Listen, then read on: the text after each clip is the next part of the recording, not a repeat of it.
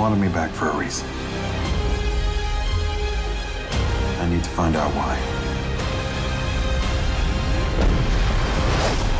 A história por trás da adaptação da Liga da Justiça para o cinema tem de tudo um pouco.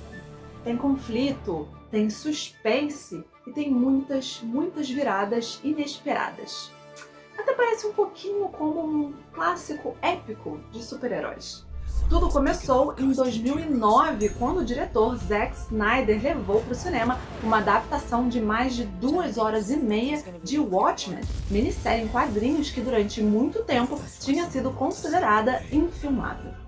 Apesar das liberdades tomadas no último ato, público e crítica ficaram impressionados com a capacidade de Snyder de ambientar super-heróis num mundo extremamente realista.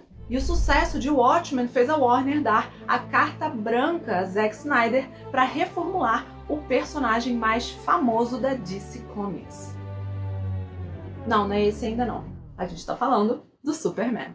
Numa tentativa de repetir o sucesso da trilogia Batman de Christopher Nolan, o Homem de Aço apresenta o Superman não como um simples herói, mas como um alienígena superpoderoso que é visto pela humanidade com uma mistura de admiração e confiança. O filme dividiu muitos fãs do personagem, mas o público compareceu em peso e o sucesso fez a Warner decidir que esse era o primeiro filme de um universo estendido da DC Comics no cinema. Snyder, claro, estava ali junto, ele agora tinha a carta branca para reimaginar alguns dos personagens de quadrinhos mais famosos de todos os tempos. Em Batman vs Superman, A Origem da Justiça, Snyder realizou um sonho que os fãs de quadrinho tinham há décadas: o encontro no cinema entre o Homem de Aço e o Cavaleiro das Trevas. Unindo duas sagas de quadrinhos bem conhecidas, O Cavaleiro das Trevas e A Morte de Superman, Snyder mostrou os dois heróis em conflito numa trama maquinada pelo vilão Lex Luthor.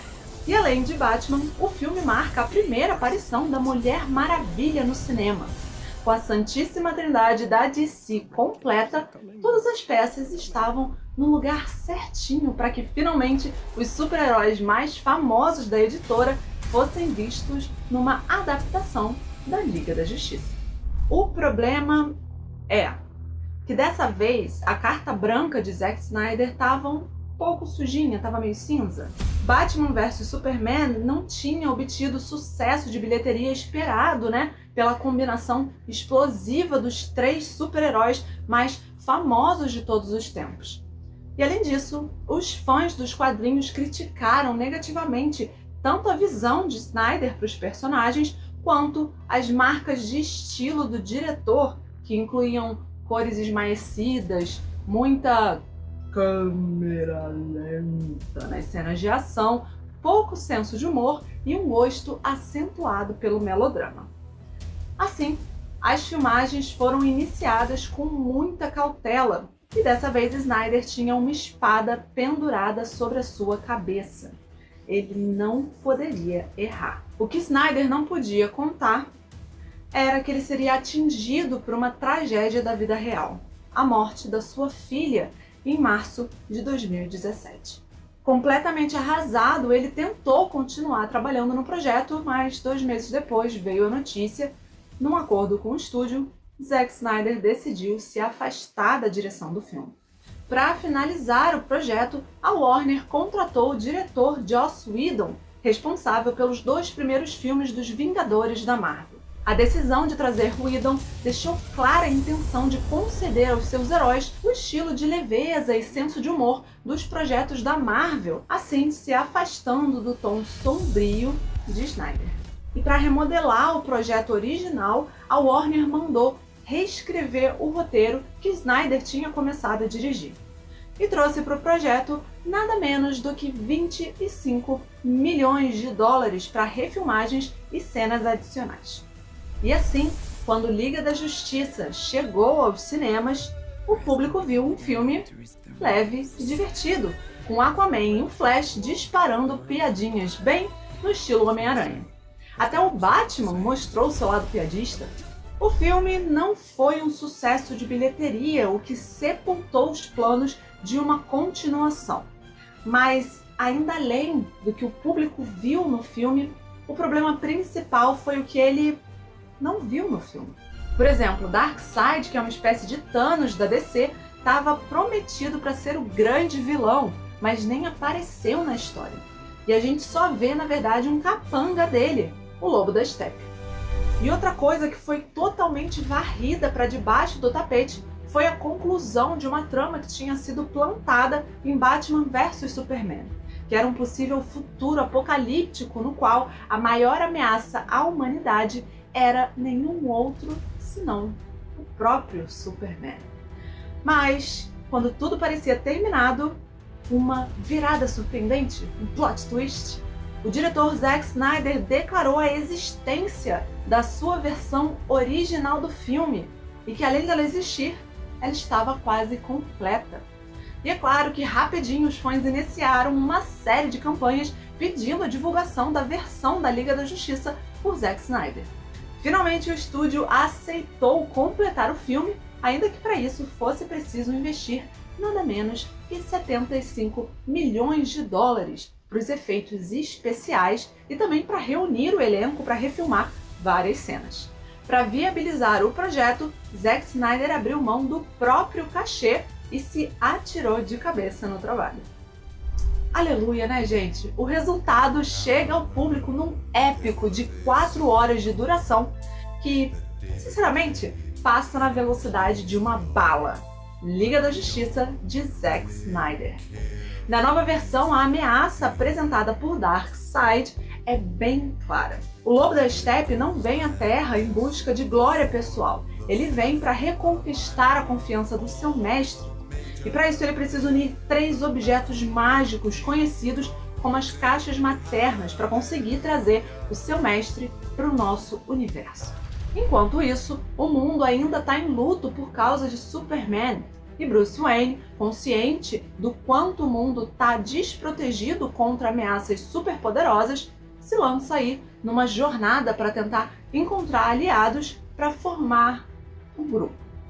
Assim, ao longo das 2 primeiras horas do filme, o espectador passa a conhecer de verdade os 3 heróis novatos no filme. A trama de Cyborg apresenta uma origem mais completa e uma sensação clara do quanto a perda da humanidade angustia ele. A trama do Flash traz menos humor, mas em troca oferece pra gente uma cena que faz uma demonstração sensacional do que a super velocidade do personagem pode fazer. E a trama do Aquaman dá mais espaço para o personagem demonstrar o carisma que a gente só tinha visto no seu filme solo. Então, não é spoiler que o Superman volta à vida nesse filme, né? Isso já acontecia na versão de 2017. A questão aqui é como ele vai voltar. Mas a gente já pode adiantar uma coisinha, tá? Quando o Superman volta, ele não encontra apenas o Batman, a Mulher Maravilha e 3 heróis genéricos. Ele encontra 5 personagens que a essa altura o espectador já conhece muito bem e que já interagem muito bem entre si. Ou seja, o Superman realmente encontra a Liga da Justiça. E isso faz toda a diferença. So begins the end for Darkseid.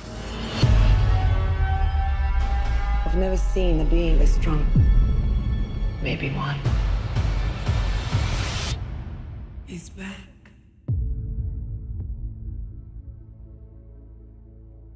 I spent a lot of time trying to divide us. I made a promise to him on his grave.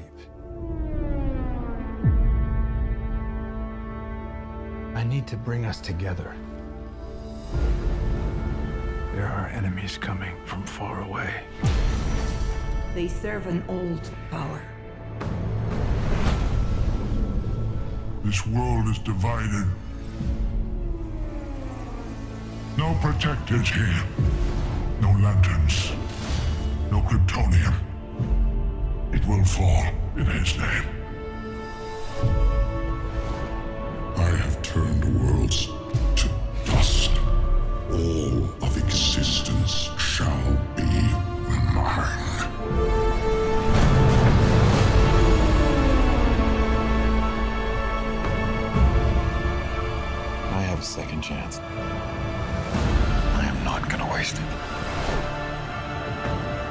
He said the age of heroes would never come again. Fighting the devil and his army. You know,